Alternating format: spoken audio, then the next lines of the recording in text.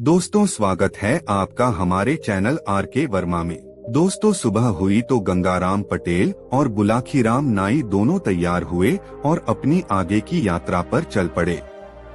चलते चलते वे एक ऐसे नगर में पहुँचे जो एक नदी के किनारे बसा हुआ था। यह नगर कोई विशेष बड़ा तो नहीं था, किंतु यहाँ के लोग काफी संपन्न दिखाई दे रहे थे। दोनों एक धर्मशाला में पहुँचे और कुछ पैसे धर्मशाला के व्यवस्थापक को देकर अपना स्थान निश्चित करा लिया। पटेल ने बुलाखी को तो रुपए देकर खाने का सामान लाने के लिए बाजार भेज दिया और स्वयं सारा सामान घोड़ों से उतारकर व्यवस्थित करने लगे। इसके बाद वे शौचादि नित्य कर्म से फारिग हुए, संध्या वंदन किया और बुलाखी के लौटने की प्रतीक्षा करने लगे। बड़ी देर बाद बुलाखी सामान लेकर वापस लौटा तो एक नई खबर फिर उसके पास थी। रात को जब दोनों भोजन करके तृप्त हो गए तो बुलाखी ने पटेल के लिए बिस्तर बिछा दिया और हुक्का भरकर उनके सामने रख दिया। पटेल ने हुक्के से तंबाकू के कुछ कश खींचे। धुआं बाहर उगला और बुलाखी से बोले, बुलाखीराम, क्या बात है, आज तू कुछ चुप चुप सा बैठा है? क्या इस नगर के बाजार में आज तुझे कोई विचित्र बात नजर नहीं आई? आई है पटेल जी, आई है, बुलाखी बोला, पर मैं सोच रहा था कि पहले आप हुक्के के कश लगाकर कुछ तरोताजा हो लें, तभी मैं अपनी बात कहूँ। पटेल हंसे बोले, मैं तो हमेशा ही तरोताजा रहता हूँ बुलाखी। अब तू अपनी बात कह कि आज इस नगर के बाजार में तुझे कौन सी विचित्र बात दिखाई दी? पटेल जी, बुलाखी ने बताना शुरू किया, आज शाम जब मैं भोजन का सामान खरीदकर वापस लौट रहा था तो बाजार में एक मकान के सामने मैंने एक अजूबा दृश्य देखा। एक बहुत ही सुंदर स्त्री एक चौकी पर बैठी जल रही थी। उसके शरीर से आग की ऊंची ऊंची लपटें निकल रही थीं, फिर भी वह स्त्री न तो किसी को सहायता के लिए पुकार रही थी और न उस पर उस आग का ही कोई असर हो रहा था। वह बस यूं ही आंखें मूंदे चुपचाप आग की लपटों में घिरी बैठी थी। कुछ लोग उस पर पानी डालकर आग बुझाने का प्रयत्न करते थे तो आग और भी भड़क जाती थी। मैंने यह जानने का बहुत प्रयास किया कि वह आग कैसी है जो पानी डालने से भी नहीं बुझ रही, और यह भी कि वह रूपवती स्त्री कौन है जो यूं धधकती आग में बैठी है। आग उसे क्यों नहीं जला पा रही? आप इस रहस्य का उद्घाटन कीजिए। बुलाखी के मुंह से सारी घटना सुनकर पटेल जी मुस्कुराए और बोले, बुलाखी, यह दुनिया विचित्रताओं से भरी हुई है। ईश्वर की बनाई हुई इस सृष्टि में प्रकृति के हर रहस्य का ज्ञान कर लेना नितांत दुर्लभ काम है। आज भी अनेक ज्ञानी एवं विज्ञानी उन रहस्यों को जानने के लिए प्रयासरत हैं। उनमें से कुछ को सफलता भी मिली है तो कुछ आज भी सफलता से कोसों दूर हैं। यह रहस्य भी कुछ ऐसा ही है। बुलाखी, इस नगर में धनपत नाम का एक संपन्न व्यक्ति रहता है। उसकी पत्नी का नाम रूपकुमारी है। रूपकुमारी यथा नाम तथा गुण वाली है। सुंदरता में वह लाखों में एक है। एक दिन की बात है, रूपकुमारी अपनी सहेलियों के साथ नगर से बाहर एक सरोवर में स्नान के लिए गई। सरोवर के निकट ही उसके पति धनपत का एक बहुत बड़ा बाग है, जहां अनेक किस्म के फलदार और फल न देने वाले वृक्ष लगे हुए हैं। सरोवर में स्नान करने के बाद रूपकुमारी जब अपनी सखियों सहित अपने बाग में पहुंची तो महुए के एक पेड़ के नीचे अपने गीले वस्त्रों को सुखाने के लिए डालकर बाग में भ्रमण करने लगी। घूमते घूमते वह बाग में स्थित एक बहुत पुराने बरगद के नीचे अकेली ही जा निकली।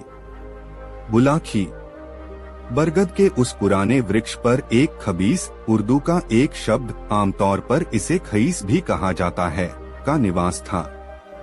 यह अशरीरी प्रेतात्मा बहुत पहले से ही उस वृक्ष पर रहती थी।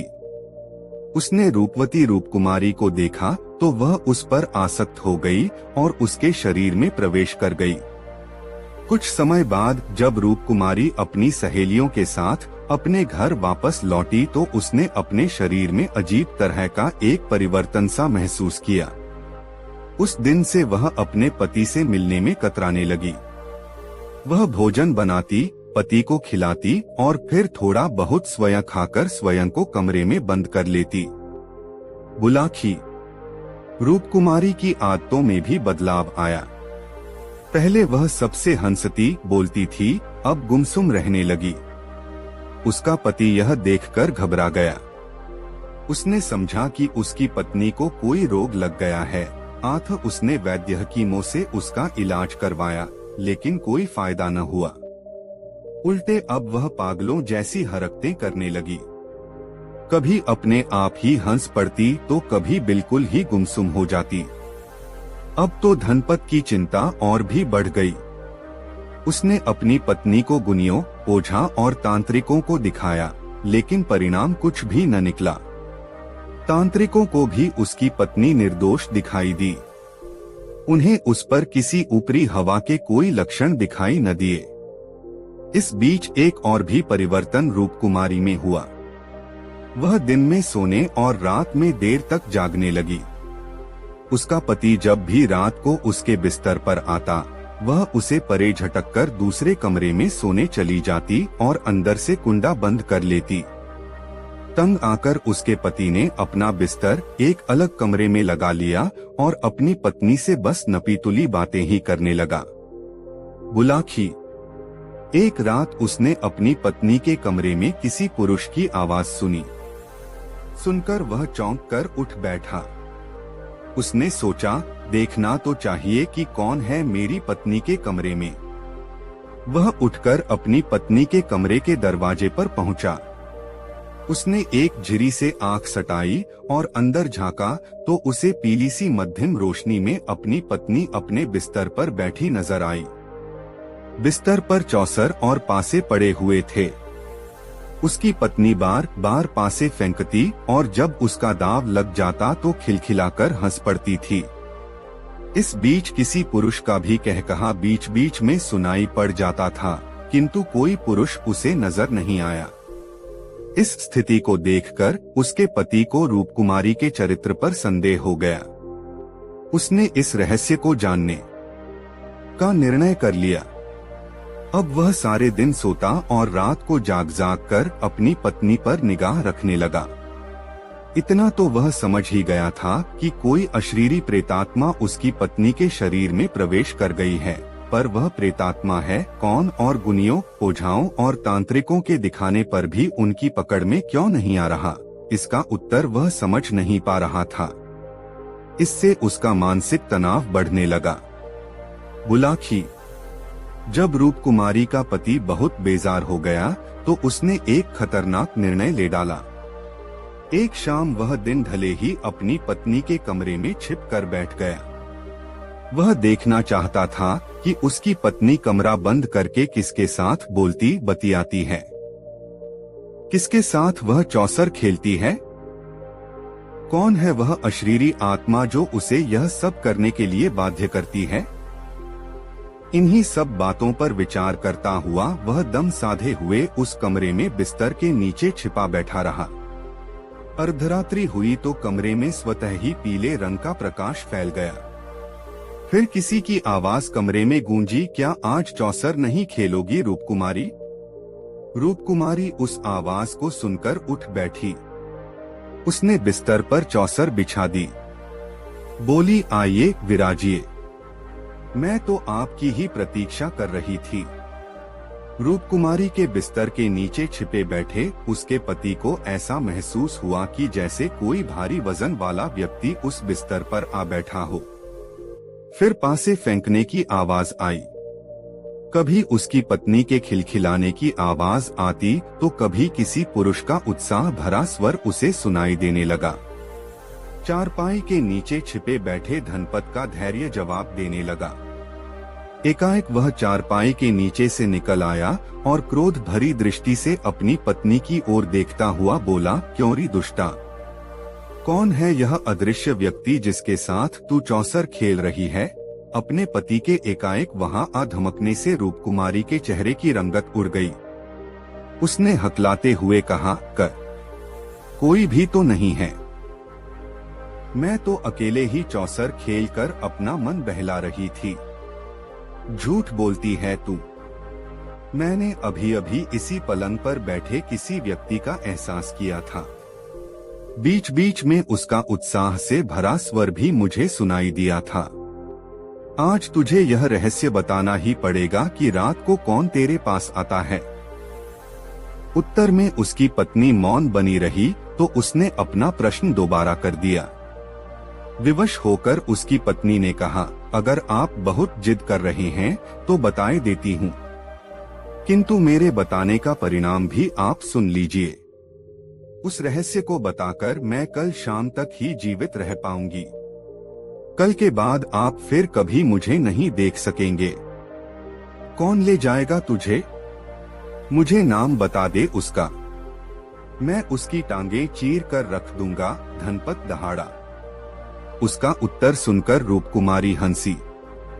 बोली, भला किसी अशरीरी व्यक्ति को भी कोई मार सका है?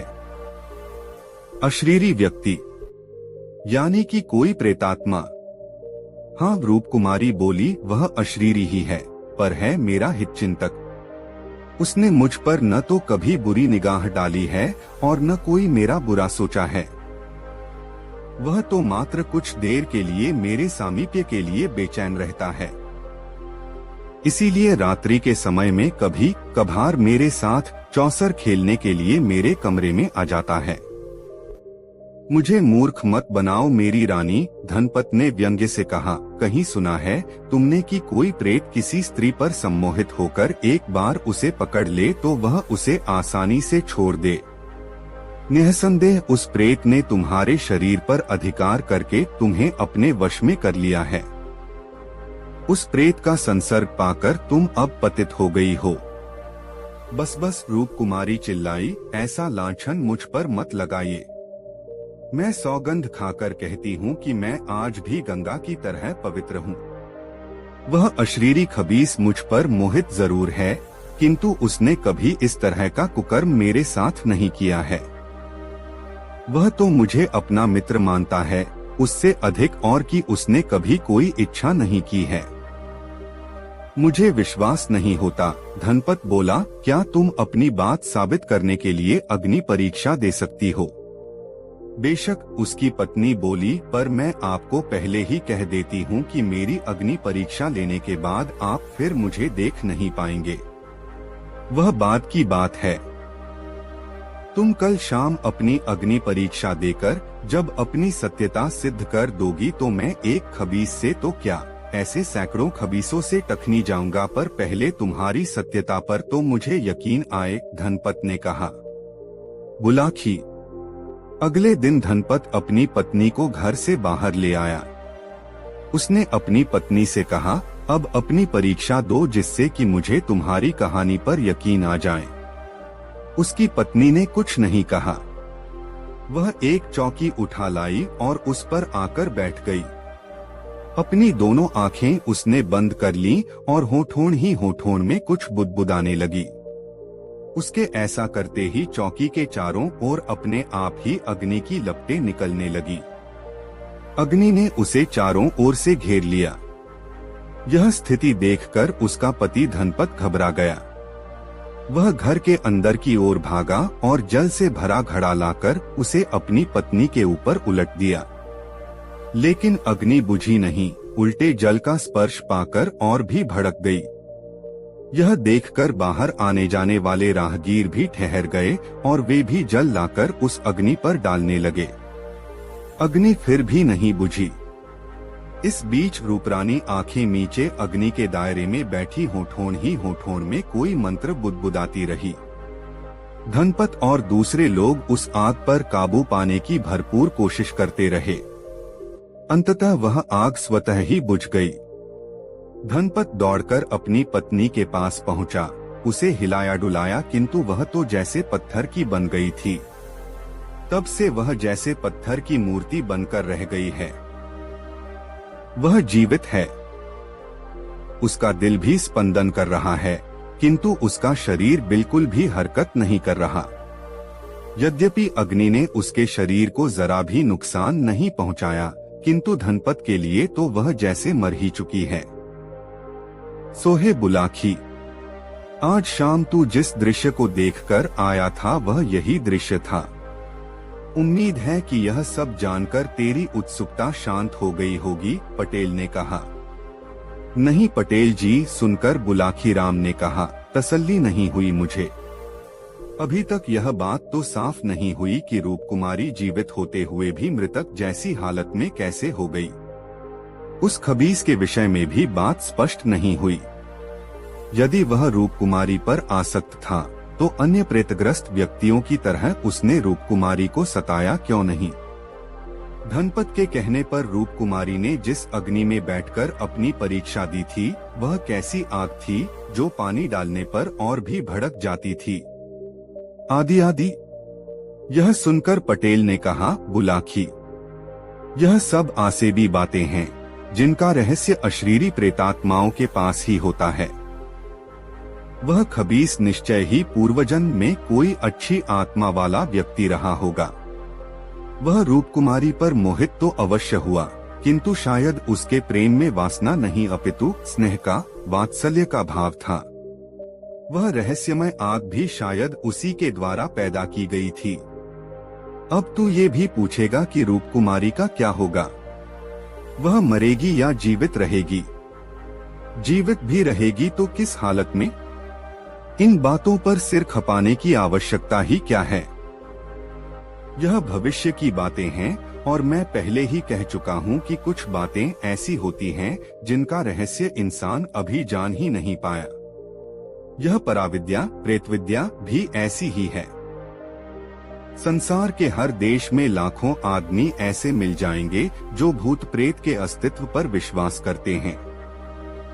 बहुत से तो यह दावा करते हुए भी मिल जाएंगे कि उन्होंने स्वयं अपनी आंखों से भूत प्रेत या खबीस को देखा है, किंतु वैज्ञानिक उनकी इस धारणा को सिरे से ही नकारते हैं।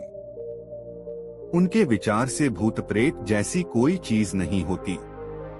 यह सब अंधविश्वासी लोगों के मन का वहम है। बहरहाल यह रहस्य तो खुलते खुलते ही खुलेगा। फिलहाल तो निद्रा देवी रहस्यमय रूप से आंखों में उतरती जा रही हैं। आथ, अब मुझे भी सोने दे और तू स्वयं भी सो रह। इतना कहकर पटेल ने बिस्तर पर पांव फैला दिए और करवट बदल ली। बुलाखी भी पांव पसार कर सो गया। दोस्तों, वीडियो कैसा लगा कमेंट बॉक्स में जरूर बताएं और वीडियो को एक लाइक जरूर करें। दोस्तों, गंगाराम पटेल और बुलाखी राम दोनों रात को एक दूसरे नगर में ठहरे तो वहां बुलाखी फिर बाजार में एक अजूबा नजारा देख आया। उसने जब वापस लौटकर यह बाल गंगाराम पटेल को बताई तो गंगाराम ने अपना वही रटा रटाया वाक्य दोहरा दिया, अभी नहीं बुलाखी राम, मैं तेरी इस बात का उत्तर रात को सोते समय ही दूंगा। अभी तो यात्रा से चलकर आए हैं, थके हुए हैं। पहले नहा धोकर स्नान ध्यान कर लें। भोजन के पश्चात जब निवृत्त हो जाएंगे तब आराम से बिस्तर में लेटकर सारी बातें होंगी। अभी तो पहले तू अपनी, मेरी और उन दोनों बेचारे घोड़ों की पेट पूजा की तैयारी कर, क्योंकि हमारी तरह वे भी तो थके हुए होंगे। ऐसा कहकर पटेल शौचादि से निवृत्त होने के लिए चले गए। रात को जब वे दोनों फारिग होकर बिस्तर पर आ लेटे तो पटेल ने उससे कहा, हाँ तो बुलाखी राम जी, अब आप उस नई घटना को बताइए जिसे आज शाम आप इस नगर में देख आए हैं और जिसका रहस्य जानने के लिए आप मरे जा रहे हैं। बुलाखी कहने लगा, पटेल जी, लगता है आज आप विनोद के भाव से भरे हुए हैं, तभी आज आप मुझे आप कहकर संबोधित कर रहे हैं, अन्यथा आप तो मुझे तू के संबोधन से नवाजा करते थे। भाई बुलाखी, सुनकर पटेल बोले, दो मित्रों में जब ज्यादा गहरा अपंत्व का भाव होता है वहाँ सारी औपचारिकताएं अपने आप खत्म हो जाया करती हैं। मेरी बातों का बुरा मत माना कर, मैं तुझे अपना मानता हूँ न, इसलिए ऐसी आदत पड़ गई है। बहरहाल छोड़ इस बात को और बता कि तूने आज शाम कौन सा अजूबा दृश्य देखा था। पटेल जी, आज शाम जब मैं बाजार से लौट रहा था तो मैंने एक आदमी को एक चबूतरे पर एक खंभे के साथ बंधा हुआ देखा। उसके समीप ही एक सैनिक भी खड़ा था। चबूतरे के ऊपर एक सरकारी निर्देश टंगा हुआ था, जिस पर लिखा था, हर खासवाम को यह निर्देश दिया जाता है कि जो भी शख्स इस राह से गुजरे वह कोड़ा उठाकर इस व्यक्ति को गिनकर 5 कोड़े अवश्य मारे। जो इस निर्देश का पालन नहीं करेगा उसे राजा की ओर से 5 कोड़े लगाकर दंडित किया जाएगा। पटेल जी, जब मैंने उस निर्देश को पढ़ा था तो मैंने सोचा कि इसका दंड जाने बिना मैं इसे कोड़े क्यों मारूं? यही सोचकर मैं वहां से खिसकना चाहता था कि तभी वहां खड़े सैनिक ने मुझसे कहा, क्यों भाई, क्या 5 कोड़े खाने का इरादा है? नहीं तो मेरे मुंह से निकला। तब उस सैनिक ने मुझे घुड़का और कहा, यदि 5 कोड़े नहीं खाना चाहता है तो नीचे पड़े उस कोड़े को उठा और इस आदमी को 5 कोड़े लगा। पटेल जी, उस सैनिक के कहने पर तब मुझे उस कैदी को 5 कोड़े लगाने पड़े। बस तभी से मेरी आत्मा पर यह बोझ पड़ा हुआ है कि मैंने उस आदमी का अपराध जाने बिना 5 कोड़े मारे। अब आप उस कैदी के विषय में बताइए और यह भी बताइए कि किस अपराध के कारण उसे यह सजा भुगतनी पड़ रही है। बुलाकी पटेल बोले, अपनी आत्मा पर पड़ा बोझ उतार दे और यह समझ ले कि उस आदमी को 5 कोड़े लगाकर तूने सवाब का काम किया है। उस आदमी का अपराध इतना गंभीर है कि उसके लिए राजा ने इससे भी बड़ी सजा नियत की होती तो किसी को भी अफसोस नहीं होता। सुन, मैं तुझे आरंभ से ही सारी कहानी सुनाता हूँ। इस नगर में चंद्रचूड़ नाम का एक महाजन निवास करता है। उस महाजन की एक कन्या है जो बेहद रूपवान है। उसका नाम है अनामिका। महाजन का एक पुत्र भी है जिसे सब लोग चक्रधारी कहकर बुलाते हैं। महाजन ने अपनी बेटी अनामिका की मंगनी बहुत पहले अपने एक मित्र के पुत्र के साथ निश्चित कर दी थी, किंतु अभी तक उसने उसका गौना नहीं किया था। कारण यह था कि अनामिका की आयु अभी इतनी नहीं हुई थी कि उसका गौना करके उसकी ससुराल विदा करा दिया जाए। बुलाकी, यह नगर गंगा के बहुत समीप है। यहाँ के लोगों में धार्मिक आस्था भी बहुत है। अन्य नगरों में रहने वालों की तरह यहाँ के लोग भी प्रति वर्ष दशहरे के अवसर पर गंगा स्नान के लिए जरूर जाते हैं। इस बार जब दशहरे का पर्व पड़ा तो दूसरे नगरवासियों की तरह अनामिका भी अपने माता पिता और सखी सहेलियों के साथ गंगा स्नान के लिए गई। गंगा किनारे पहुंचकर अन्य लोगों की तरह अनामिका के पिता ने भी अपने रहने के लिए डेरा व्यवस्थित किया और बारी बारी से गंगा जी में स्नान करने के लिए गए। पहले पुरुषों ने स्नान किया, तदोपरांत स्त्रियां गंगा स्नान के लिए गईं। बुलाकी, जब अनामिका अपनी सखियों के साथ गंगा स्नान के लिए घाट पर पहुंची तो वहां के कुछ गुंडों ने उसे देख लिया। उसकी मनोहारिणी छवि देखकर वह गुंडे विचार करने लगे कि किसी तरह इस सुंदर युवती को अपने काबू में करके इसका उपभोग करना चाहिए। बाद में जब इससे हमारा दिल भर जाएगा तो हम इसे किसी वेश्या के यहाँ बेचकर अच्छी रकम प्राप्त कर सकते हैं। उन गुंडों का मुखिया था छोटेलाल नाम का एक महाहरामी युवक। उसने इस काम को करने का बीड़ा उठाया। उसने अपने साथियों से कहा, दोस्तों, इसे फंसाकर काबू में करना तो मेरा चुटकियों का काम है। बस मुझे थोड़ा सा समय चाहिए। ठीक है, हम तुम्हें समय देते हैं। उसके दूसरे साथी बोले, देखते हैं तुम कौन सा चमत्कार दिखाते हो।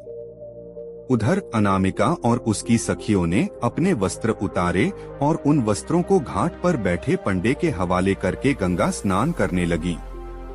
तभी छोटेलाल नामक वह गुंडा उस पंडे के पास पहुंचा और उससे कहा, पंडित जी महाराज, 5 रुपए कमाना चाहते हो?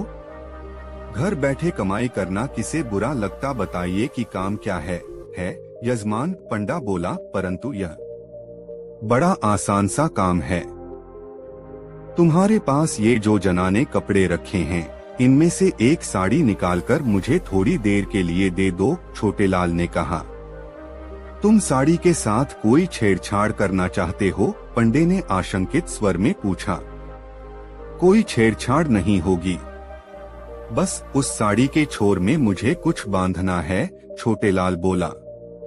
यह कोई जोखिम भरा काम नहीं था, इसलिए 5 रुपए लेकर पंडे ने अनामिका की साड़ी उसकी ओर खिसका दी।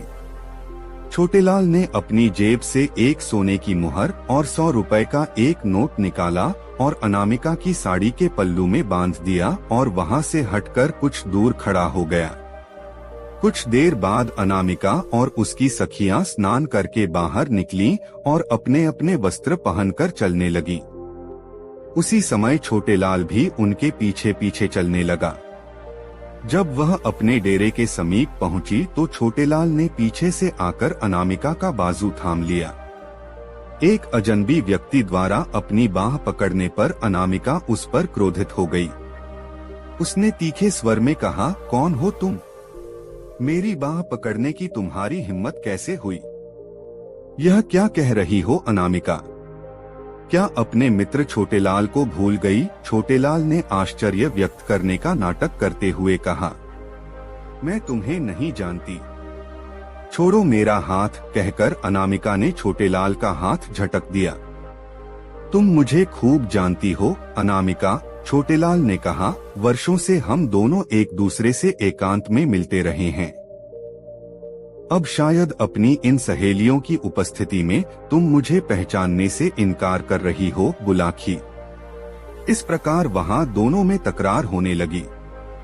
मेले का मौका था, आठ भीड़ इकट्ठी हो गई।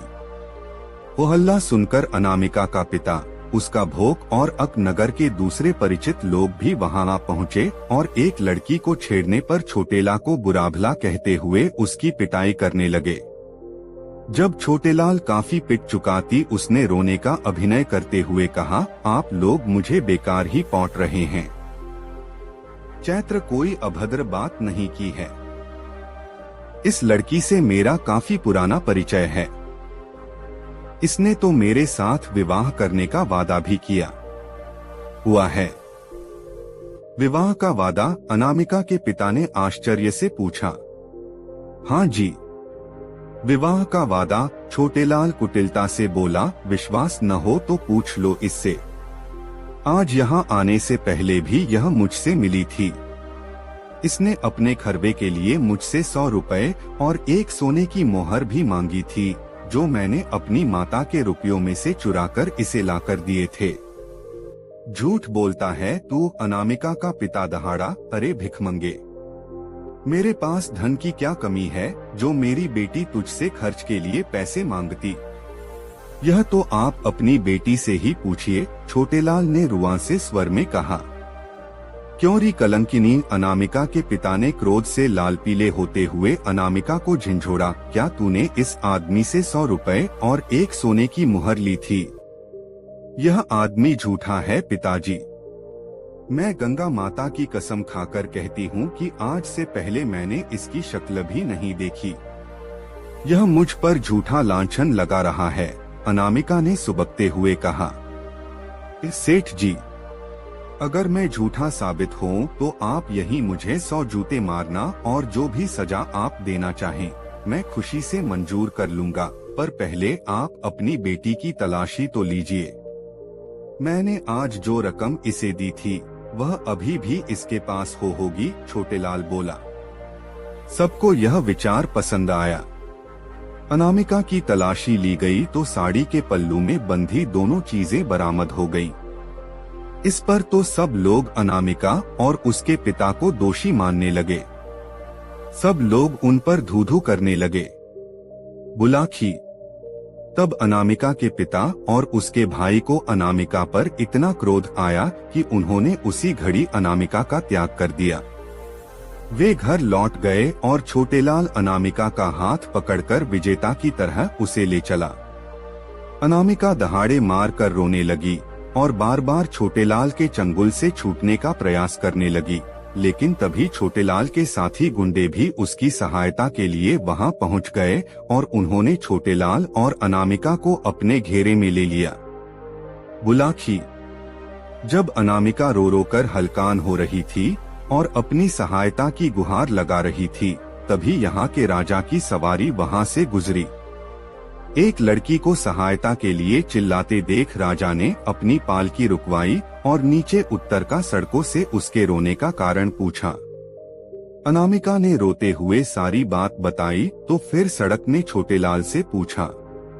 छोटेलाल ने वही झूठी कहानी राजा के सामने दोहरा दी कि राजा लड़की उससे प्रेम करती है, फिर भी सबके सामने अपनी बात कहने में संकोच कर रही है। इसके माता पिता ने अब इसे मुझे सौंप दिया है। उस मुंडे छोटेलाल की बातें सुनकर राजा को कुछ गोलमाल नजर आया।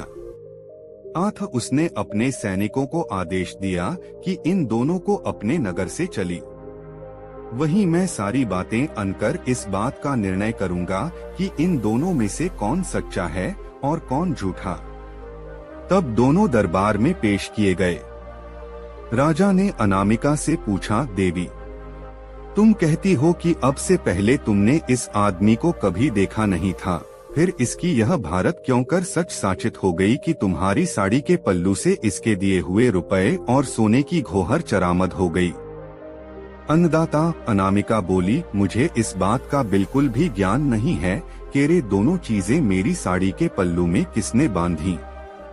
अपनी साड़ी तो मैंने कहीं उतारी भी नहीं, भी सिवाय उस समय के जब मैं स्नान करने के लिए गंगा जल में उतरी थी। अपने वस्त्र तुमने कहाँ रखे थे? राजा ने पूछा। हमने अपने वस्त्र घाट पर बैठे पंडे को सौंपे थे, अनामिका ने कहा। पलक झपकते ही सारी बातें राजा की समझ में आ गईं। वह समझ गया कि सड़कों के साथ छल किया गया है।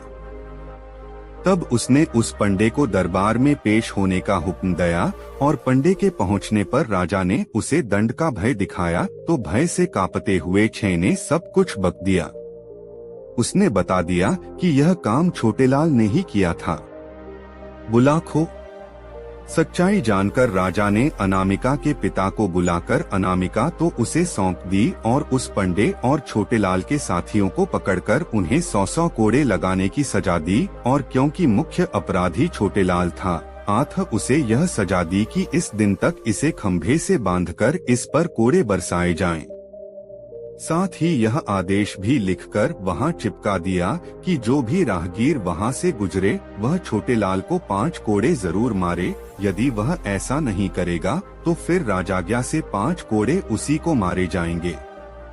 कहानी का समापन कर पटेल बोले, सोहे बुलाखी, यह है सारी कहानी। आबा राजा की आज्ञा से छोटेलाल को सजा दी जा रही है। अपने कुकर्म का फल उसे भोगना पड़ रहा है। जो दृश्य आज तूने देखा है वह उसी समय का है। उम्मीद है यह सब जानकर तेरी उत्सुकता शांत हो गई होगी। अब मुझे भी सोने दे और स्वयं भी सो रह, कहकर पटेल ने आंखें मूंद ली। बुलाखी भी सोने की तैयारी करने लगा। दोस्तों, गंगाराम पटेल और बुलाखी राम की यह मजेदार कहानी आपको कैसी लगी कमेंट करके जरूर बताएं। दोस्तों, गंगाराम पटेल और बुलाखी राम सुबह उठकर आगे की यात्रा पर चल पड़े। शाम हो जाने पर जब वे विश्राम के लिए एक नए नगर में रुके तो वहां भी बुलाखी राम नाई ने एक अनोखा दृश्य देखा, जिसका रहस्य जानने के लिए वह बेचैन हो उठा। सोने से पूर्व उसने गंगाराम पटेल को उस दृश्य के विषय में बताया। उसने गंगाराम पटेल से कहा, पटेल जी, आज मैंने बाजार से गुजरते हुए जो अनोखा दृश्य देखा, मैं उसका रहस्य जानने के लिए बेचैन हो रहा हूँ। मुझे उस रहस्य के विषय में बताइए। हाँ भाई हाँ, बोले पटेल, पर पहले यह तो बताओ कि तुमने देखा क्या था। पटेल जी, मैंने रास्ते में देखा था कि जुलूस निकल रहा था। जुलूस के बीच सोने से बनी एक गाड़ी पर एक कुत्ता बैठा हुआ था, जिसने सोने के वस्त्राभूषण पहने हुए थे। उस गाड़ी को घोड़ों के स्थान पर राजसी वस्त्राभूषण पहने एक व्यक्ति खींच रहा था, बुलाकी ने बताया। बुलाकी की बात सुनकर गंगाराम पटेल ने कहा, बुलाकी, अब तू इस रहस्य के विषय में सुन। इस नगर के राजा का नाम अमीचंद है। यह राजा बहुत नेक इंसान है और जिस व्यक्ति को तू उस गाड़ी में जुटा हुआ देखकर आया है, वह इस राज्य का दीवान है। उसका नाम जीवन सिंह है। उसकी यह हालत कैसे हुई, यह भी सुन। अब से कुछ दिन पूर्व यहाँ का राजा अमीचंद आखेट करने के लिए वन में गया था। वहाँ उसने एक काले हिरण को देखा जो अपने दल से बिछुड़कर अकेला ही घास चर रहा था। राजा को वह शिकार उपयुक्त लगा। उसने घोड़ा उसी की दिशा में दौड़ा दिया। हिरण ने उसे अपनी ओर आते देखा तो जान बचाने के लिए वह घने जंगल की ओर दौड़ लिया। राजा ने भी अपना घोड़ा उसके पीछे लगा दिया। अब आगे आगे शिकार और पीछे पीछे शिकारी। लुकाछिपी का खेल आरंभ हो गया। इसी बीच कुछ झाड़ियों के बीच हिरण ऐसा गायब हुआ कि फिर ढूंढे न मिला। राजा ने घोड़े की रास खींचकर उसे रोका और अपने सैनिकों की तलाश में पीछे की और निगाहें दौड़ाई, लेकिन उसे अपने साथ आए सैनिक भी दिखाई न दिए। उस हिरण ने राजा को बहुत छकाया था। उसे उसका पीछा करने में परिश्रम भी बहुत करना पड़ा था। राजा को बहुत जोर की प्यास लगी हुई थी। उसका घोड़ा भी बहुत थका हुआ था और अपनी जुबान बाहर निकालकर जोर जोर से अपनी टांग जमीन पर पटक रहा था। राजा ने पानी की तलाश में इधर उधर नजरें दौड़ाई, किंतु जब किसी भी दिशा में दूर दूर तक उसे कोई सरोवर या नदी नहीं दिखाई दी तो वह एक पेड़ के नीचे बैठकर विश्राम करने लगा। बुलाकी राम, जिस समय प्यास से व्याकुल होकर राजा उस वृक्ष के नीचे बैठा विश्राम कर रहा था, उसी समय दैवयोग से एक कुत्ता न जाने कहां से उसके पास आ पहुंचा और राजा की ओर याचना भरी निगाहों से देखने लगा। कुत्ता शायद भूखा था। राजा ने कुत्ते को पुचकारा तो भोजन की आशा में कुत्ता पूंछ हिलाता उसके पैरों के पास बैठा।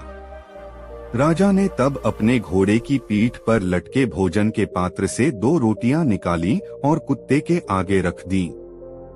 कुत्ते ने कुछ ही देर में दोनों रोटियां खा ली, फिर वह एक दिशा में चल पड़ा।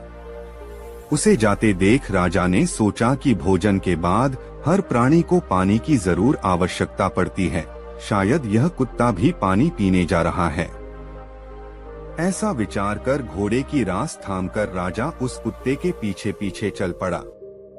कुछ ही देर बाद कुत्ता एक सरोवर पर पहुंचा और उसके जल में मुंह डालकर पानी पीने लगा। राजा ने भी सरोवर का जल पीकर अपनी तृष्णा शांत की। घोड़ा भी भरपेट पानी पीकर तृप्त हो गया। दिन ढलने लगा था। राजा अपने घोड़े पर बैठा और अपने नगर को लौट पड़ा। राजा के प्रेम में पगा वह कुत्ता भी उसके पीछे पीछे चलकर नगर में चला आया। महल के दरवाजे पर पहुंचकर राजा घोड़े से उतरा तो उसने कुत्ते को भी वहीं खड़ा पाया। यह देखकर राजा ने उसे दुत्कारा नहीं, बल्कि प्यार से कुत्ते को पुचकारा, उसको पीठ पर हाथ फिराया और उसे अपने महल में ले आया। उस दिन से वह कुत्ता परोक्ष रूप से राजा का एक सचेत प्रहरी बन गया। राजा जब रात को सो जाता तो वह कुत्ता बाहर रहकर कक्ष की रखवाली करता।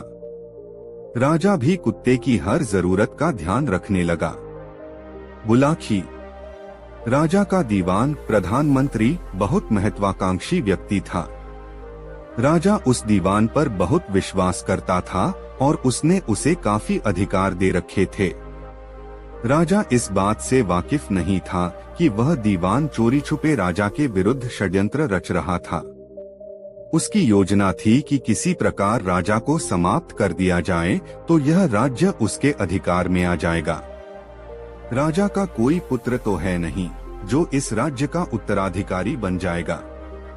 यही सब सोचकर एक दिन उसने अपने 2 ऐसे व्यक्ति जो उसके बहुत ही विश्वास पात्र थे, रात के समय राजा का वध करने के लिए भेज दिए। जब अपने अपने मुंह पर कपड़ा बांधे वे दोनों व्यक्ति रात के समय राजा को मारने के लिए उसके कक्ष के पास पहुँचे तो कुत्ता उन पर झपट पड़ा और भौंक भौंक कर उसने राजा को जगा दिया। राजा जब तलवार निकालकर बाहर निकला तो वह दोनों नकाबपोश भाग गए। कुत्ते ने उनका पीछा किया किंतु वे भागने में सफल हो गए। उन हत्यारों के भाग जाने के बाद राजा ने अपने मन में विचार किया कि यदि आज यह कुत्ता न होता तो वह दोनों हत्यारे अवश्य ही उसे सोते समय मार डालते। वह कुत्ते की वफादारी पर बहुत खुश हुआ। फिर उसका ध्यान उन दोनों हत्यारों की ओर मुखातिब हुआ। वह सोचने लगा कि वे दोनों हत्यारे कौन थे और किसने उन्हें मेरी हत्या के लिए नियुक्त किया था। उसने इस विषय में बहुत सिर खपाया किंतु कोई निर्णय नहीं कर सका। अगले दिन प्रातः जब राजा अपने दरबार में गया तो वह कुत्ता भी उसके साथ हो लिया। जब दरबार लगा और राजा के सभी दरबारी अपने अपने स्थानों पर आकर बैठ गए तो कुत्ता एकाएक दो आदमियों की ओर देखकर गुर्राने लगा। दरअसल कुत्ते ने वहां मौजूद उन दोनों व्यक्तियों की गंध सूंघ ली थी जो गत रात चेहरों पर नकाब डालकर उसे मारने आए थे। राजा ने पुचकार कर कुत्ते को शांत किया।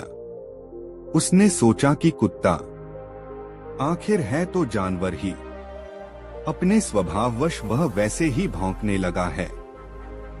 वह तो इस बात को सपने में भी नहीं सोच सकता था कि गत रात उसको मारने के लिए गए वे दोनों हत्यारे यहीं मौजूद हैं। बात आई गई हो गई, लेकिन 2 दिन बाद महल में रात के समय कुत्ते ने फिर भौंकना शुरू कर दिया। उस समय राजा गहरी नींद में सोया हुआ था। कुत्ते का भौंकना सुनकर उसकी नींद टूट गई और वह दीवार पर टंगी अपनी तलवार लेकर फुर्ती से बाहर निकल आया। जैसे ही वह बाहर निकला 2 नकाबपोश तलवार लेकर उस पर टूट पड़े।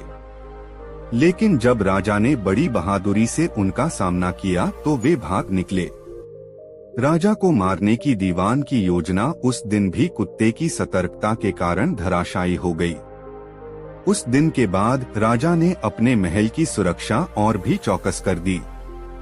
वह स्वयं भी रात को एक दूसरे कक्ष में सोने लगा और पहले वाले कक्ष में अपने पलंग पर तकिए लगाकर और उन तकियों पर चादर ओढ़ाकर ऐसा बना देता कि देखने वाले को ऐसा लगे कि कोई आदमी उस पलंग पर सो रहा है। 5 दिन तक कोई घटना न घटी, लेकिन छठे दिन ही वे दोनों मृत्युदूत न जाने कैसे राजा की सुरक्षा व्यवस्था भेद कर उसके महल में दाखिल हो गए। उन नकाबपोशों को आते देख कुत्ता सतर्क हो गया। उसने जोर जोर से भौंकना शुरू कर दिया और उछल उछल कर उन नकाबपोशों को काटने का प्रयास करने लगा। कुत्ते का भौंकना सुनकर राजा एकदम सतर्क हो गया। वह समझ गया कि फिर कोई आक्रमणकारी महल में आ घुसा है। वह तलवार लेकर बाहर आया और दोनों आक्रमणकारियों पर टूट पड़ा। दोनों नकाबपोश भी भिड़ गए। नकाबपोश इस बार बहुत आश्वस्त थे कि वे 2 हैं और राजा एक, इसलिए कुछ ही देर में वे राजा पर काबू पा लेंगे, लेकिन उनका यह सोचना बेकार साबित हुआ। राजा के हाथ से एक नकाबपोश तो उसी समय मारा गया। दूसरा जब भागने लगा तो राजा ने उसके नकाब पर तलवार का प्रहार कर दिया। नकाबपोश चीखता हुआ नीचे गिरा तो राजा ने फुर्ती से आगे बढ़कर उसकी नकाब खींच ली। नकाब उतरने के बाद जो चेहरा नमूदार हुआ उसे देखकर राजा आश्चर्यचकित हो गया। वह व्यक्ति स्वयं राज्य का दीवान था। पलक झपकते ही सारा षड्यंत्र राजा की आंखों के सामने उजागर हो उठा। उसने यह भी जान लिया कि महल की सुरक्षा के लिए तैनात प्रहरियों को चकमा देकर दीवान यहाँ तक अपने साथी सहित आने में कैसे कामयाब हो गया था। दरअसल दीवान ने अपने पद का लाभ उठाते हुए पहरे पर नियुक्त प्रहरियों से यह कहा था कि उसे इसी समय राजा से किसी गहन समस्या पर विचार विमर्श करना है। राजकीय कार्य था। 8 प्रहरियों ने उसे रोका नहीं और वह राजा के कक्ष तक पहुंचने में सफल हो गया था। बहरहाल राजा ने दीवान को प्रहरियों के हवाले किया और अपने कक्ष में जाकर सो गया। कुत्ते की वफादारी पर उसे गर्व हो आया। सुबह जब वह दरबार में गया तो उसने कैदी को दरबार में लाने का हुक्म दिया। दीवान को जंजीरों में बंधे देख दरबारी भी आश्चर्य करने लगे, किंतु जब राजा ने उसका अपराध सुनाया तो वे दीवान के ऊपर थू-थू करने लगे। बुलाखी, जैसा कि मैंने पहले बताया, यहाँ का राजा बहुत ही नेक, धर्मपरायण और रहमदिल है। उसने दीवान को मृत्युदंड तो नहीं दिया, किंतु उसके लिए यह सजा अवश्य नियत कर दी कि वह एक कुत्ते से भी गया बीता है। आज वह इस कुत्ते को गाड़ी में बैठाकर घोड़ों के स्थान पर स्वयं उसकी गाड़ी में जुटकर सारे नगर का चक्कर लगाएगा। इतनी कहानी सुनाकर पटेल ने थोड़ा विराम लिया और फिर आगे कहा, बुलाखी राम, अब तो सारी कहानी तेरी समझ में आ गई होगी। नहीं समझा तो मैं तुझे समझाए देता हूँ। आज जिस अजीब घटना को देखकर तू आया है वह यही थी। जो व्यक्ति राजसी वस्त्र पहने कुत्ते की गाड़ी खींच रहा था वह इस राज्य का दीवान था, और जो कुत्ता स्वर्णाभूषण पहने उस गाड़ी में बैठा था वह वही कुत्ता था जिसने एक बार नहीं 3 बार राजा की जान बचाई थी। उम्मीद है कि अब तेरी शंका का समाधान हो गया होगा। हाँ पटेल जी, शंका का समाधान हो गया, बुलाखी बोला, पर मैं यह सोच कर परेशान हो रहा हूँ कि कैसे कैसे नमकहराम आदमी हैं इस दुनिया में, जो सामने तो स्वामी भक्त होने का दिखावा करते हैं लेकिन चोरी छिपे मालिक को पीठ में छुरा घोंपने से बाज नहीं आते। इसी का नाम तो दुनिया है बुलाखी राम। इसी तरह संसार चक्र चलता है। दुनिया में अच्छे आदमी हैं तो बुरों की भी कमी नहीं है। आदिकाल से ही ऐसा होता चला आया है। पहले भी बुरे आदमी हुए हैं और अच्छे भी, किंतु जीत हमेशा सच्चाई की ही होती है। बुराई हमेशा हारती है। जीतता वही है जिसका आचरण अच्छा होता है। अच्छा, अब रात काफी हो चली है और आंखों में नींद भी भर रही है। आठ तू भी सो जा और मैं भी सोने का प्रयास करता हूँ। अभी बहुत रास्ता बाकी है सफर का। यह कहकर पटेल ने टांगे फैला दी। बुलाखी भी अपने शरीर पर चादर ओढ़कर करवट लेकर सो गया। दोस्तों, यह कहानी आपको कैसी लगी कमेंट में जरूर बताएं। दोस्तों, गंगाराम पटेल और बुलाखीराम नाई काशी नगरी में पहुंच गए। वहां उन्होंने ठहरने के लिए एक धर्मशाला को चुना और दोनों उसी धर्मशाला में ठहर गए। धर्मशाला में और भी बहुत से यात्री ठहरे हुए थे। गंगाराम पटेल ने बुलाखी को तो पैसे देकर अपने तथा घोड़ों के खाने का सामान लाने के लिए भेज दिया और स्वयं उन यात्रियों से बातें करने लगे। बुलाखी जब सामान लेकर लौटा तो उसने पटेल को बताया कि शहर में मैंने आज एक अनोखी घटना देखी है। तब पटेल ने उसे आश्वस्त किया कि खाने से निवृत्त होकर जब दोनों आराम से बैठ जाएंगे तो अपनी देखी हुई घटना मुझे सुनाना, मैं तुम्हारे प्रश्न का समाधान कर दूंगा। चुनाचे जब वे दोनों भोजन कर चुके और बुलाखी ने उनके लिए हुक्का भरकर रख दिया तो हुक्के से कश खींचकर पटेल ने बुलाखी से कहा, हाँ तो भाई बुलाखीराम, अब बता कि तूने आज शहर में कौन सी अनोखी घटना देखी है। पटेल जी, आज जब मैं बाजार से अपने और आपके लिए आटा, दाल और घी तथा घोड़ों के लिए दाना रातिब लेकर लौट रहा था तो राह भूलकर एक चौराहे पर जा निकला। वहां पर मैंने देखा कि वहां यहाँ का राजा और उसके साथ और भी बहुत से आदमी मौजूद थे। पास ही में एक भट्ठी पर एक बहुत बड़े कड़ाह में तेल खौल रहा था। तभी राजा के सामने दो पुरुष और एक स्त्री को उपस्थित किया गया। उन दोनों पुरुषों का दावा था कि ये स्त्री उसकी पत्नी है। कहने का अर्थ यह है कि दोनों पुरुष उस स्त्री पर अपना अपना दावा पेश कर रहे थे। तब राजा ने निर्णय दिया कि तुम में से जो भी पुरुष इस तेल से भरे खौलते कड़ाह में स्नान कर सही सलामत बाहर निकल आएगा, उसी को यह स्त्री दे दी जाएगी। पटेल जी, राजा की यह बात सुनकर उनमें से एक आदमी तो निराश होकर मुंह लटकाकर एक ओर को खड़ा हो गया, जबकि दूसरे आदमी ने अपना जांघिया उतारकर खौलते कड़ाह में छलांग लगा दी। आश्चर्य की बात यह है कि उस खौलते तेल में स्नान करने पर भी उस आदमी का बाल बांका न हुआ और वह सही सलामत कड़ाह से बाहर निकल आया और राजा को उसका वादा याद दिलाया। इस पर राजा ने उस आदमी को तो गिरफ्तार करा लिया और वह स्त्री उस आदमी को दे दी जो तेल में स्नान करने के नाम पर निराश होकर खड़ा हो गया था। अब आप इस रहस्य का वेधन कीजिए कि वादे के अनुसार राजा ने वह स्त्री उस प्रतियोगिता में विजयी व्यक्ति को न देकर दूसरे व्यक्ति को क्यों दे दी। यह सुनकर पटेल बोले, बुलाखी, इस रहस्य को जानने से पहले यह सुन कि वे दोनों आदमी कौन थे, तभी सारी बातें तुझे आराम से समझ में आएंगी। यहाँ से काफी दूर के फासले पर किशनगढ़ नाम का एक बहुत बड़ा नगर है। वहाँ के राजा का नाम वीरेंद्र सिंह था।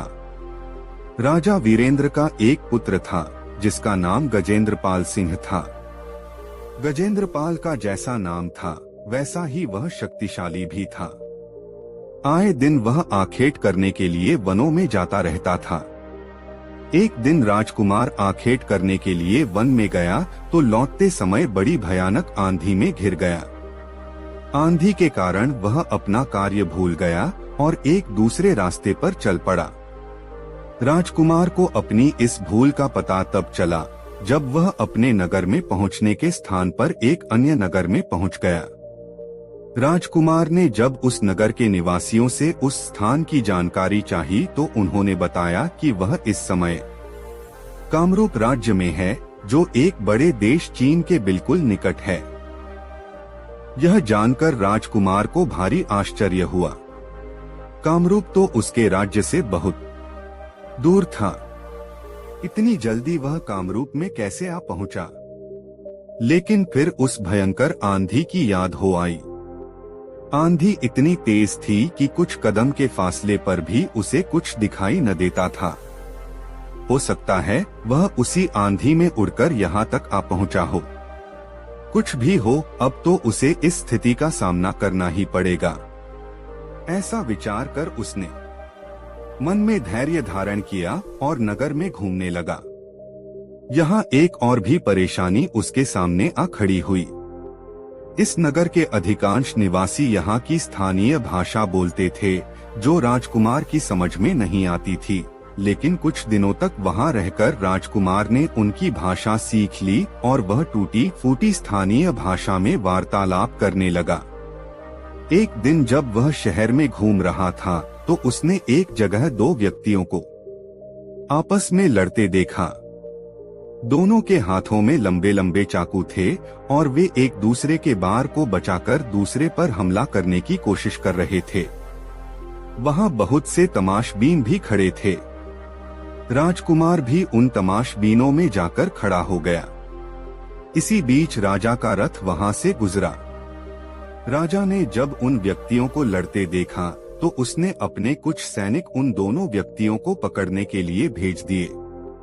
सैनिकों ने उनके पास पहुंचकर उन्हें एकंगना चाहा तो वे दोनों सैनिकों से भी भिड़ गए और सैनिकों को घायल करके वहां से भाग गए। राजकुमार ने जब तमाशबीनों से उनके विषय में पूछा तो उसे बताया गया कि ये दोनों नगर के नामी गुंडे हैं। ये इतने खूंखार हैं कि सैनिक भी इन्हें पकड़ने से डरते हैं। फिर जाने पर यह दोनों तत्काल सैनिकों पर धावा बोल देते हैं। फुर्तीले इतने हैं कि पकड़ में नहीं आते और बात की बात में बहुत दूर जा निकलते हैं। यह सुनकर राजकुमार उस नगर के राजा के पास पहुंचा और उससे कहा, राजन, यदि आप आदेश दें तो मैं उन दोनों गुंडों को पकड़कर आपके सामने प्रस्तुत कर सकता हूं। यह सुनकर राजा ने गौर से उसकी ओर देखा और बोला, कोई परदेशी मालूम होते हो, तभी ऐसा दावा कर रहे हो? हाँ राजन, राजकुमार ने कहा, परदेशी तो जरूर हूँ, किंतु मेरा दावा झूठा नहीं है। मैं अपनी बात को सत्य करके दिखला सकता हूँ।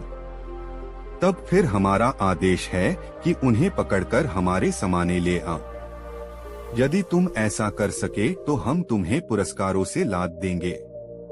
आदेश मिलने की देर थी कि राजकुमार विद्युत गति से उस ओर दौड़ पड़ा जिधर वे दोनों गुंडे सैनिकों को घायल कर अपने चाकू चमकाते हुए भाग निकले थे। राजकुमार को मल्ल विद्या का अच्छा ज्ञान था। उसके गुरु ने उसे ऐसे ऐसे दांवपेच सिखा रखे थे कि वह 100 आदमियों पर भी भारी पड़ सकता था। बात की बात में वह उन गुंडों के पास पहुंचा और हुंकार भरते हुए गुंडों से भिड़ गया। बड़ी चपलता से पहले तो उसने उन दोनों के चाकू छीने, फिर उन्हें लात घूंसों और मुक्कों पर रख लिया। कुछ ही देर में दोनों गुंडों के कसबल ढीले हो गए।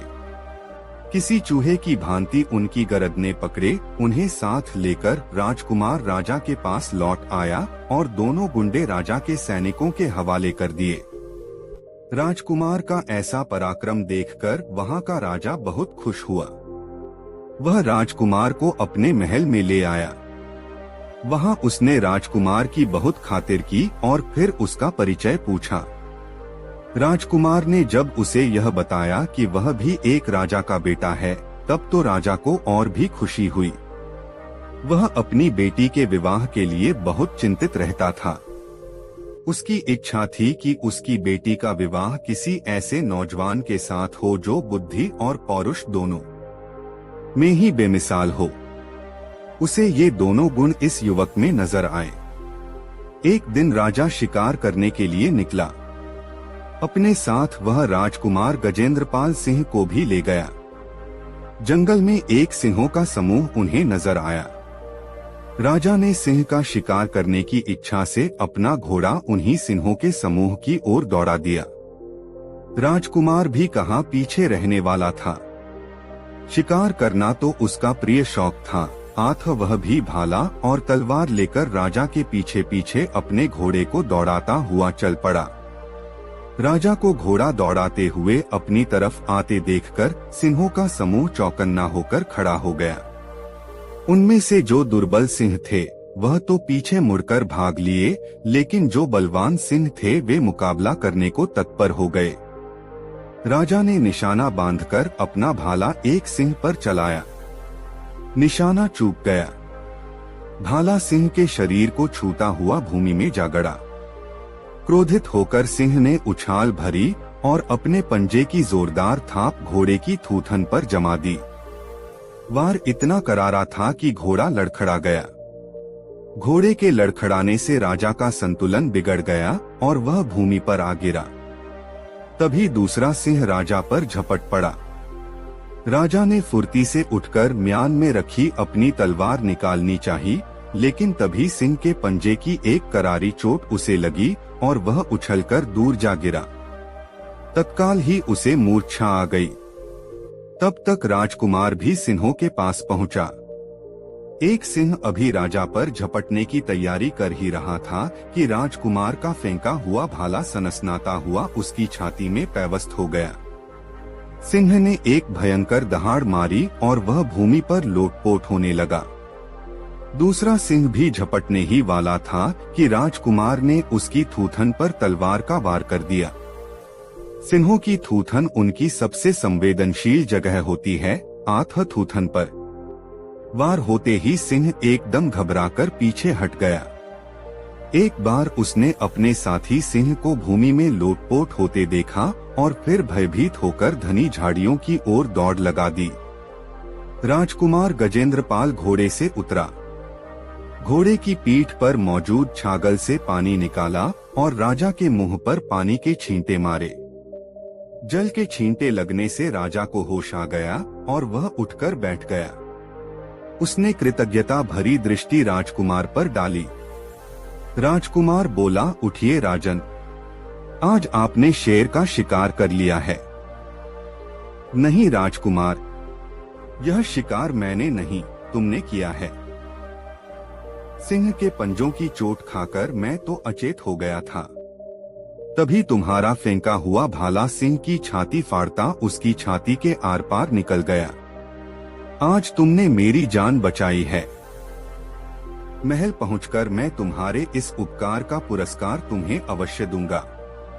बुलाखी, कथा तो बहुत लंबी है, मैं तुम्हें संक्षेप में ही सुनाता हूँ। महल में पहुंचकर राजा ने अपनी बेटी का विवाह राजकुमार गजेंद्रपाल सिंह के साथ कर दिया। राजकुमार अपनी पत्नी के साथ कामरूप के राजा के राजमहल में आनंद पूर्वक रहने लगा। जब उसे वहां रहते हुए कई महीने बीत गए तो एक दिन उसने पत्नी से कहा, प्रिय, यहाँ रहते हुए मुझे बहुत समय बीत गया है। अब मुझे अपने घर की याद सताने लगी है। मेरे परिवार वालों को मेरे बारे में कुछ भी पता नहीं है। वे बेहद चिंता कर रहे होंगे। अतः हमें अपने घर लौट चलना चाहिए। इस पर राजकुमारी ने अपनी सहमति व्यक्त कर दी। कुछ नानुकर करने के बाद राजा ने भी उसका अनुरोध मान लिया और बहुत सा दान दहेज देकर अपने दामाद और बेटी को विदा कर दिया। सारे दिन की यात्रा के बाद उनका काफिला एक नगर में पहुंचा और एक सुंदर सा स्थान देखकर वहीं पड़ाव डाल दिया। अपनी कहानी सुनाकर पटेल चुप हो गए। तरोताजा होने के लिए उन्होंने हुक्के से 3-4 गहरे गहरे कश खींचे और ढेर सारा धुआं अपने मुंह से उगल दिया। फिर उन्होंने आगे की कथा आरंभ की। हाँ तो बुलाखी राम, जब उन लोगों ने उस स्थान पर पड़ाव डाला तो एक दुर्घटना घट गई। उस स्थान पर एक प्रेत का निवास था। उसने कामरूप की राजकुमारी राजकुमार गजेंद्रपाल सिंह की पत्नी को देखा तो वह उस पर मोहित हो गया। तब उस प्रेत ने राजकुमार गजेंद्रपाल का वेश बनाया और राजकुमार और राजकुमारी के खेमे में पहुंच गया। उसने राजकुमार से कहा कि यह स्त्री तो मेरी पत्नी है, आज मैं इसे लेकर जाऊंगा। राजकुमार ने कहा कि यह तुम्हारी पत्नी कैसे हो सकती है? यह तो मेरी पत्नी है, मैं इसे विवाह कर लाया हूँ। इस पर दोनों में हाथापाई होने लगी। शोरगुल सुनकर सभी नौकर चाकर वहां पहुंच गए। उनकी समझ में नहीं आ रहा था कि किसका पक्ष लें। कौन है असली राजकुमार? दोनों की शक्लें और वेशभूषा एक समान थीं। दोनों में रंचमात्र भी अंतर न था। बोलचाल, हाव भाव और चाल ढाल से दोनों एक जैसे प्रतीत हो रहे थे। राजकुमारी सहमी सी खड़ी थी। उसकी समझ में नहीं आ रहा था कि किसे अपना पति माने, किसे नहीं। बात वहां के राजा तक पहुंची, लेकिन वहां का राजा भी कोई निर्णय न दे सका। उसने कहा, यह एक गंभीर स्थिति है, मैं तुम्हारा कोई न्याय नहीं कर सकता। तुम दोनों काशी नरेश के पास चले जाओ। वह परम गुणी और बेहद बुद्धिमान व्यक्ति हैं। वही तुम्हारा न्याय करेंगे। राजा की बात मानकर वे दोनों इस नगर में आ गए। यहाँ के राजा ने जब उनके विवाद के विषय में सुना तो अपने बुद्धि बल से उसने फौरन जान लिया कि उन दोनों में से कोई एक अवश्य ही कोई अशरीरी व्यक्ति है, जिसने दूसरे प्रतियोगी का रूप धारण कर लिया है। तब उसने एक भट्ठी तैयार करवाकर एक बड़े से कड़ाह में तेल उबलवाया और उन दोनों से कहा कि तुम में से जो भी प्रतियोगी इस खौलते कड़ाह में स्नान कर सही सलामत निकल आएगा, यह स्त्री उसी को दे दी जाएगी। राजा की यह बात सुनकर बेचारा गजेंद्रपाल सिंह तो निराश होकर एक ओर खड़ा हो गया, लेकिन अशरीर प्रेत फौरन ऐसा करने को तैयार हो गया। आगे की कहानी तुझे मालूम ही है। राजा ने उस राजकुमारी को उसके असली पति के हवाले कर दिया और राजकुमार का वेश धारण किए उस अशरीरी प्रेत को सैनिकों के हवाले कर दिया। यह है सारी कहानी जो तू शाम को देख कर आया है। तो क्या राजा उस प्रेत को जेल में बंद रख सकेगा? सारी कहानी सुनकर बुलाखी ने शंका व्यक्त की। यह तो भविष्य की बात है बुलाखी। वैसे यह नगरी भगवान शिव की नगरी है। यहाँ एक से बढ़कर एक अनेक तंत्र मंत्र के ज्ञाता हैं। उस पिशाच की तो बात ही क्या, यहाँ तो यमराज को भी तंत्रपाश में बांधने की शक्ति रखने वाले अनेक विद्याधर मौजूद हैं। यहाँ का राजा बहुत बुद्धिमान है।